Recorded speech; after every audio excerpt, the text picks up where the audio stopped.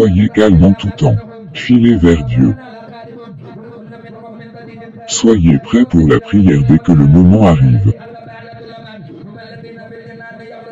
Be calm at all times. Align yourself towards Allah.